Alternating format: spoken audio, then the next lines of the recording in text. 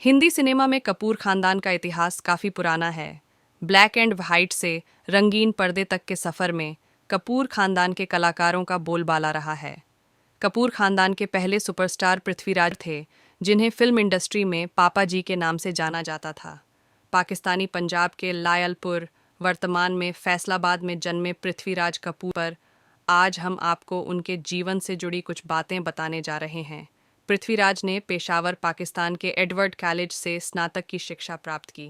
उन्होंने 1 साल तक कानून की शिक्षा भी प्राप्त की, जिसके बाद उनका थिएटर की दुनिया में प्रवेश हुआ। पृथ्वीराज कपूर को बचपन से ही एक्टिंग का शौक था और उन्होंने लायलपुर और पेशावर के थिएटरों से अपने अभिनय की शुरुआत की थी। 1928 में पृथ्वीराज कपूर अपनी चाची से आर्थिक मदद लेकर सपनों की नगरी मुंबई आए थे। इसके बाद वह इंपीरियल कंपनी से जुड़े और 2 साल बाद बीपी मिश्रा की सिनेमा गर्ल में अभिनय किया।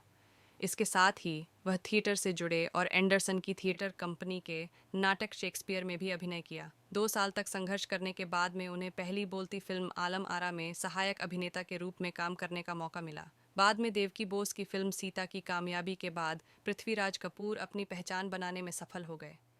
पृथ्वीराज कपूर को फिल्मों में काम करने के बाद कामयाबी तो मिलने लगी थी, लेकिन उनका पहला प्यार थिएटर ही था।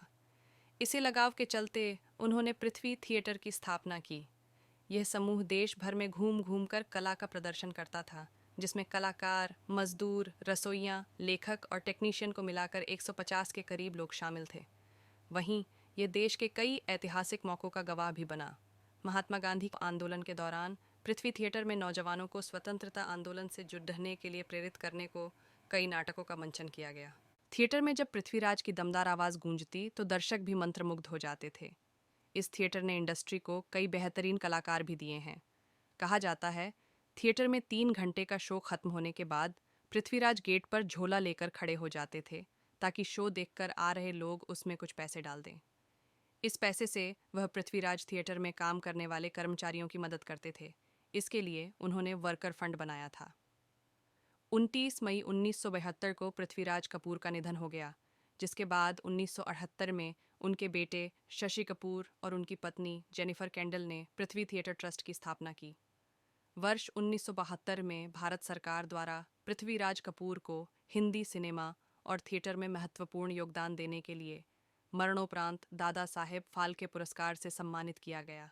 इसके अलावा पृथ्वीराज कपूर को संगीत नाटक अकादमी द्वारा संगीत नाटक अकादमी पुरस्कार और भारत सरकार द्वारा पद्म भूषण से सम्मानित किया गया। पृथ्वीराज कपूर ने अपने करियर में कई फिल्मों में काम किया, जिनमें आनंद मठ, सिकंदर, छत्रपति शिवाजी सहित हिंदी सिनेमा की सबसे सफलतम फिल्मों में से एक मुगल ए आजम शामिल है। मुगल ए आजम में पृथ्वीराज कपूर ने अकबर की भूमिका निभाकर लोगों का दिल जीत लिया था।